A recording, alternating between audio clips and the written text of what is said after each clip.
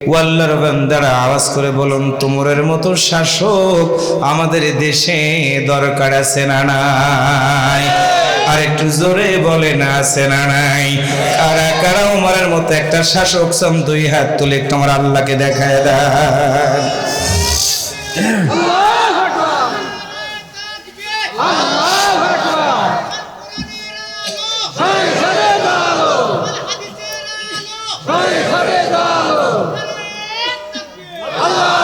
হাত নামান, একটু মারহাবা জোরে বলেন, আরেকটু জোরে বলেন, আরেকটু জোরে বলেন। আল্লাহর বান্দারা, দিন কায়েমের জন্য পুরুষেরা শুধু ভূমিকা রাখবে না, পর্দার আড়ালের মা বোনেরাও ভালো করে শুনে যাবেন। আল্লাহর নবীর সামনে বদরের যুদ্ধের সময় হয়ে গেল, বুঝবেন ভালো করে। যেমন করে পুরুষ ভোটার 20,000, মহিলা ভোটারও ঠিক তেমনি 20,000। একটা পরিবারে নর আছে, নারীও আছে, ছেলেও আছে, মেয়েও আছে। তার মানে কোরআনের সমাজ যদি গঠন করতে চাই, আওয়াজ করে বলুন তো, নারীদেরও দরকার আছে না নাই? আরেকটু জোরে বলেন। আল্লাহর বান্দার বদরের যুদ্ধের সময় হয়ে গেল, আল্লাহর নবী সাহাবী রিক্রুট করতেছে।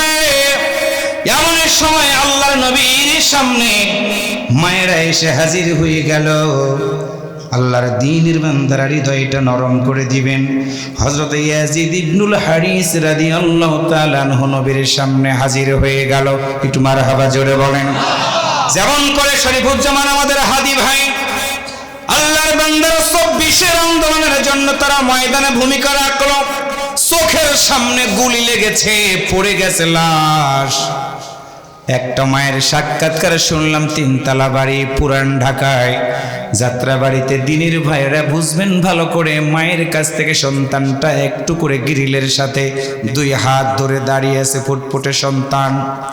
3 বছরের বাচ্চা। গোলাগুলির শব্দের কারণে মা রান্না রুমে গিয়েছে, রান্না করবে। হঠাৎ করে একটা গুলির শব্দ, জানালার গ্রিলের ভিতর দিয়ে সে 3 বছরের ফুটফুটে সন্তানের বুকের ভিতর দিয়ে গুলিটা ঢুকে গেছে।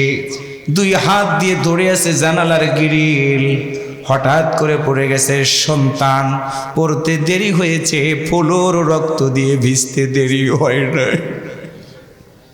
3 বছরের ছোট্ট মেয়ে সন্তানটাকে মা কোলে তুলে একটা শুধু ডাক দিয়ে বলেছে, মা বলো কি হয়েছে তোমার? মা বুঝতে পারে নাই কি হলো, সন্তান পড়ে গেছে না জানি রে। তাকায় দেখি বাম স্তনের নিচ দিয়ে রক্তগুলো ফিনকি দিয়ে পড়তেছে। মা হাত দেয়, রক্ত গরম। পিছন দিকে তাকায় দেখে বুলেট ছোট্ট কচি বাচ্চার বুকের ভিতর দিয়ে ঢুকে পিছন দিয়ে বের হয়ে গেছে। ওই মার সাক্ষাৎকারে যখন দেখলাম, হৃদয়টা আমার পাগলের মতো হয়ে গেছে।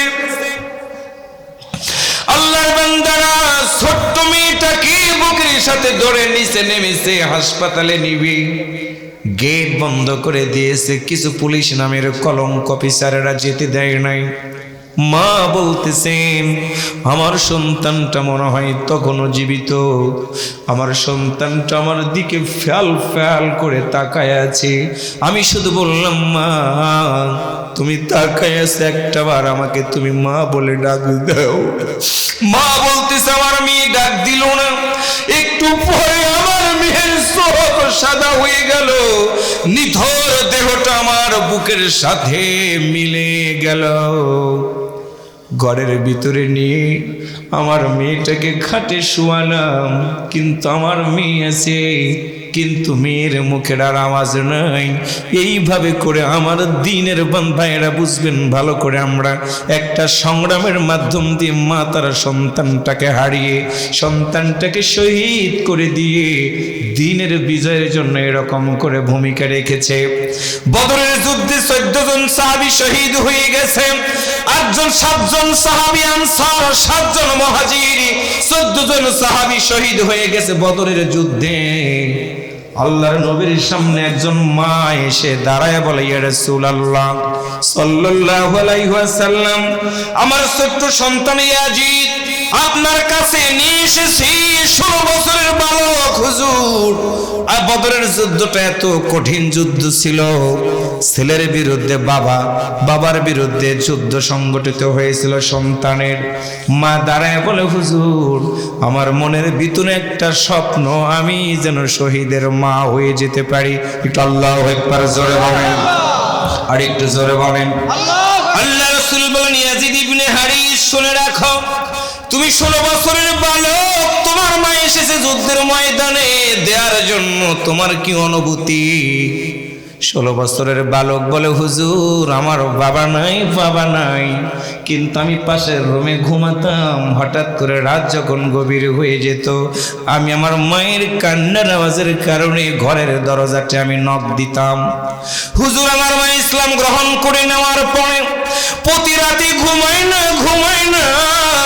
আপনি যেদিন থেকে বলেছেন হক এবং বাতিলের সাথে যুদ্ধ হবে গো নবী, যারা শহীদ হবে তারা জান্নাতে যাবে, হুজুর ওই দিন থেকে আমার মা রাত্রিতে উঠে উঠে শুধু চোখের পানি ছেড়ে দিয়ে কাঁদে।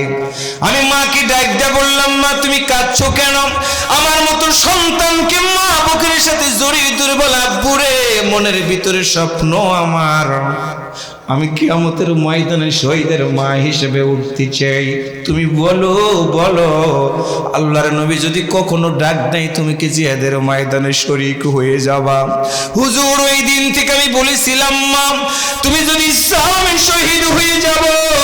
আল্লাহর নবী যদি কখনো জিহাদের ময়দানে ডাক দেয় আমি যাব মা।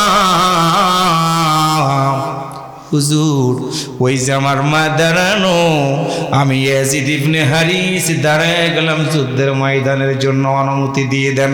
আল্লাহু আকবার জোরে বলেন, আর একটু জোরে বলেন। আল্লাহ রাসূল মায়ের দিকে তাকায় বললেন, মা বলো তোমার সন্তান জিহাদের ময়দানে গেলে তোমাকে তার মা বলে ডাকতে পারবে না, তোমার মনের ভিতরে কি কোনো কষ্ট থাকবে?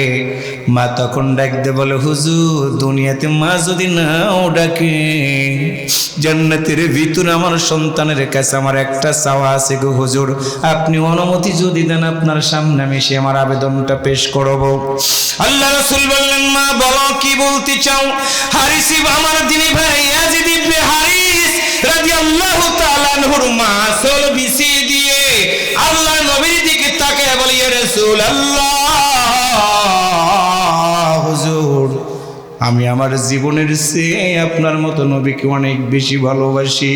হুজুর একটাই সন্তান, আমার বাবা নাই আমার সন্তানের। হুজুর আপনি তো বলেছেন দ্বীনের জন্য যারা জীবন দিবে তারা শহীদ। আল্লাহু আকবার বলেন, আর একটু জোরে বলেন। হুজুর আপনি বলেছেন দ্বীনের জন্য যারা জীবন দিবে তারা শহীদ।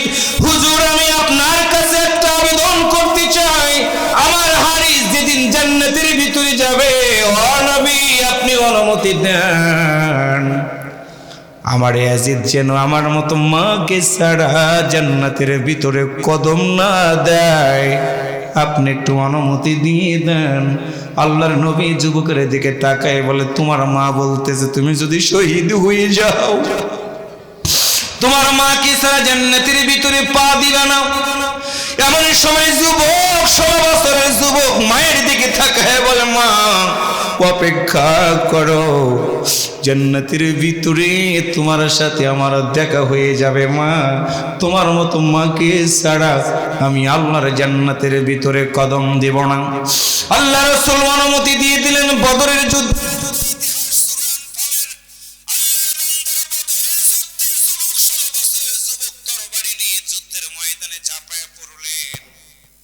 একের পরে এক কাফেরকে হত্যা করতেছেন। আবু জাহেল দেখতে পেল, তখন আবু জাহেল মারা যায় নাই, দেখতে পেল একজন যুবক 16 বছরের যুবক নাঙ্গা তরবারি দিয়ে কাফেরদেরকে মারতেছে। এমন সময় ঘোষণা করে দিল, না না এই যুবককে যদি হত্যা না করা হয় আমরা বাঁচব না। আবু জাহেল সহ কয়েকজন মিলে আমার দিনী ভাইয়েরা ইয়াজিদ ইবনে হারিস রাদিয়াল্লাহু তাআলা ঘোড়ার পায়ে আঘাত করে দিল, ঘোড়াটা কেটে গেল। আল্লাহর নবীর 16 বছরের যুবক সাহাবী ঘোড়ার উপর